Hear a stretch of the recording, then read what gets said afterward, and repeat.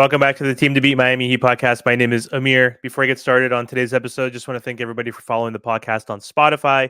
Also want to thank you for watching on YouTube. If you guys are watching on YouTube, don't forget to like, comment, share, and subscribe.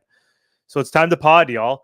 So this video is not going to be exciting because it's about Thomas Bryant. So I just saw an article talking about how Thomas Bryant decided to join the Miami Heat via free agency after he declined his player option. So we all know the Miami Heat center Thomas Bryant is back with the Miami Heat on a new 1-year minimum deal after he opted out of his player option before free agency began. When he opted out of his free agency or opted out of his contract, I thought he was going to be joining a new team via free agency. So I was actually surprised that he declined and came back for a smaller contract. He actually took $800,000 less to rejoin the Miami Heat, which I thought made no sense from him personally, as he's 26 years old on his fourth NBA team now. So I was surprised that he was willing to take a pay cut to play for a team where he barely cracked the rotation last season anyway, where the team was going through a lot of injuries throughout the season. He had a lot of DNPs. So I was surprised. He initially wanted to test the free agency waters in the league, but ultimately decided to come back to Miami. Um, and he wanted to see what was available. But at the end of the day, he said he liked the Miami organization. And he quoted saying, "Me and my agent, we both talked and we thought just for us was to just look at the market and just to see what was available," Brian said.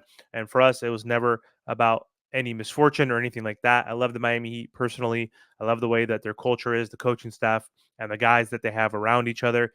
It was about just for myself as a player and everything individually of just what was else might be out there, what potentially could be out there.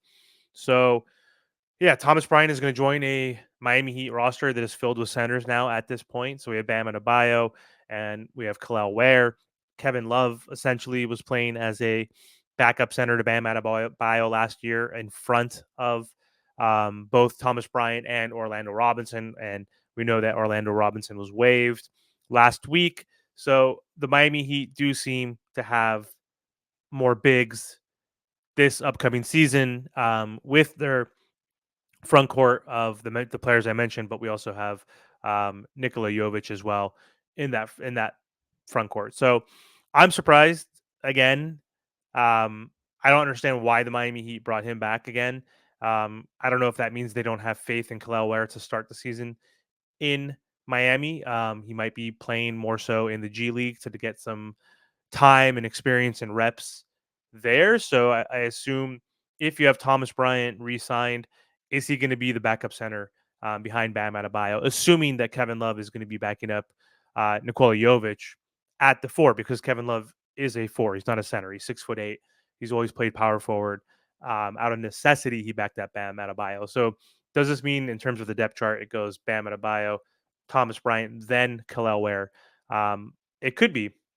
Otherwise, I don't know why you would bring him back. I would assume that the Miami Heat would want Khalil Ware to get as many reps as possible behind Bam Adebayo so they can develop him quicker and give him that experience, give him those 10 to 12 minutes per game behind Bam Adebayo, assuming Bam Adebayo is going to play anywhere from like 35 to 38 minutes per game. So, yeah, I'm still perplexed on why, but apparently he also quoted and said, Thomas Bryant, that is, said, for me, it's just like there's a lot of centers on any team regarding the backfill now.